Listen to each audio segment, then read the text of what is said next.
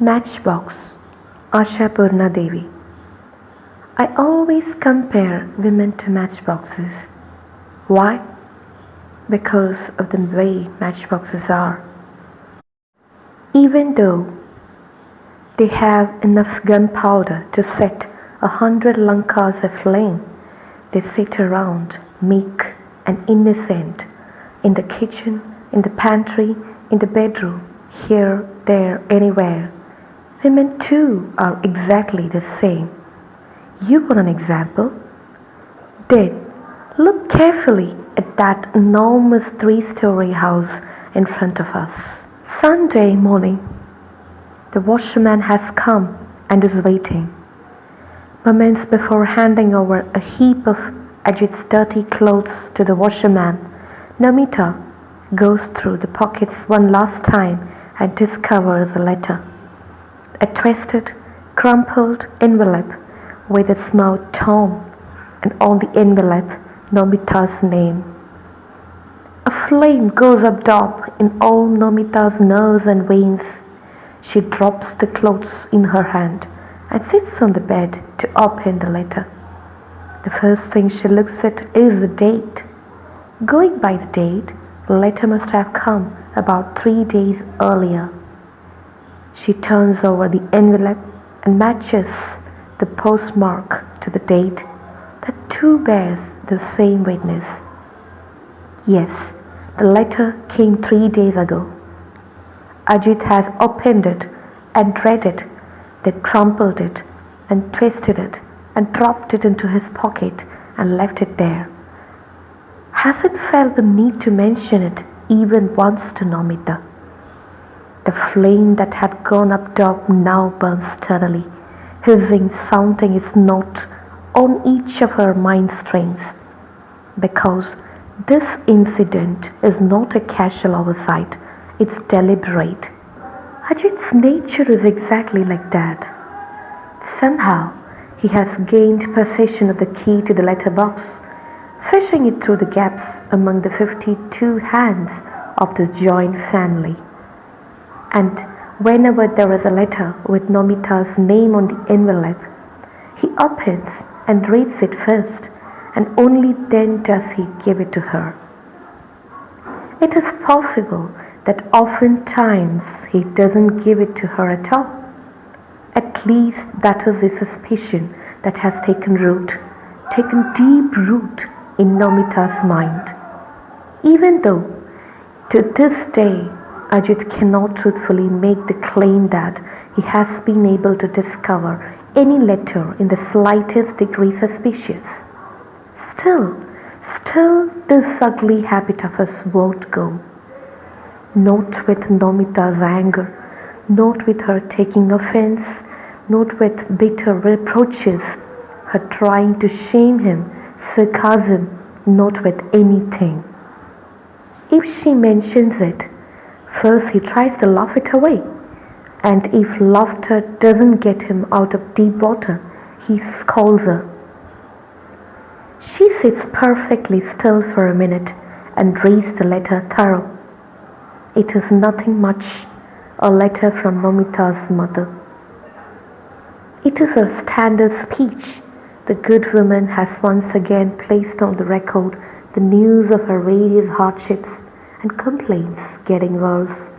Misfortune upon misfortune, the ceiling of her room is cracked, and the rainwater falls through the ceaseless streams. If this is not immediately remedied, she will have to die crushed under the weight of a collapsed roof. Of course, she does not dread that eventuality. Her daughter was a queen, her son-in-law high-minded, large-hearted, therefore, etc., etc. An indigent widow without husband or son, she was successful in consigning her daughter to a wealthy family's house on the strength of looks alone. But the good lady has never stopped taking credit at the slightest opportunity for her skill in the matter, and she has been finding such opportunities all along. Whenever Ajit sees a new letter from Nomita's mother, he smiles derisively and says, Why bother to read that? I'll go and fill out a money order form. Nomita's head hangs low with the shame and insult of it. So, some time ago, out of anger and grief, Nomita forbade her mother from writing to her on postcards. She thought that from then on she would try to send her a little money, whatever she could pull together in secret. So, this was what came of letters in envelopes too. Suddenly, Nomita flames into anger at her mother. Why? Why does she keep on begging like this? Why won't she let Nomita keep her self-respect, her dignity? No, this time she will write and tell her mother clearly. I can't do anymore. Don't hope for anything from me. Right then, Ajit steps into the room after finishing his leisurely Sunday bath. Nomita's sharp indignation at the insult, simmering all this while, seems to want to dash itself violently against him. Nomita rose out. When did this letter arrive?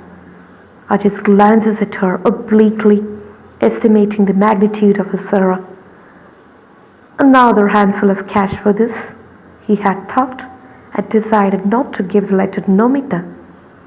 He was going to tear it up and throw it away. He has made a big mistake. Not that Ajit is going to feel abashed about that. As though trying hard to remember, he says, Letter? What letter? Oh, yes, indeed there was a letter from your mother. I just hadn't got around to giving it to you. Why hadn't he got around to do it? Why? Answer me. Why hadn't you got around to it? What a nuisance, Ajit says. I had forgotten. Why else? Liar, Nomita hisses like a snake. Why are you saying whatever comes to your mouth? Don't people forget? No, they don't. Why did you open my letter? This charge Ajit tries to scatter to the winds. What if I opened it? My own wife's letter? Be quiet, I tell you. For what reason should you open my letters? Haven't I told you 1,000 times not to? Ajit doesn't fear Nomita's anger. He fears a row. So he smiles an affected smile and says, If you're forbidding it, then it is a definite something. Shouldn't I make sure that no one is passing you love letters in secret? Stop it! What a common, vulgar man you are! After this, it's not possible for Ajit to smile his fake smile any longer. Now, he too picks up the poison knife. He says, Is that so? Those who whine day and night and hold out their palms to their son-in-law, they are the high-class people? A tongue-picker's daughter becomes a queen, and so, Shut up! Nomita yells. The room's on the third floor. That's a blessing. Otherwise, with that scream, everyone would have come to look. Shut up! Ajit rolls out. What shut up? I'll do what I want, what I please. What will you do? Can you do anything? I can't do anything. Almost panting, Nomita pronounces each word clearly. You want to see if I can do anything? And immediately, she does something that is astonishing. She grabs Ajit's matchbox that's lying near her cigarettes on the table and she lights a matchstick and touches it to her sari. Instantly, it flares up the very fine archel of a wealthy white sari. Very next instant, Ajit, Have you gone mad? He says and jumps to her side and grabs the burning patch and slaps it between his hands and puts out the fire. And to tell the truth, now he is a little afraid. He looks fearfully at Nomita's face, sees a fire burning there, bright, blazing red. He doesn't have the courage to put out that fire by slapping it between his hands. So he tries to pour water on it, With great difficulty, he attempts to speak normally. You lose all common sense when you get angry, don't you? A woman and such anger. Oof! Who knows what Nomita would have said next? But right then, her niece Rennie steps into the room. Immediately, she says, piercingly, "So, Karima, how much longer does the washerman have to wait? If you don't want to give him any of your clothes, at least tell him that." For a second or two, Namita is still, perhaps recalling the washerman's face, waiting for her downstairs. Then she picks up the dirty clothes and starts sorting them. She says in a calm tone, "Go, tell him I'm coming.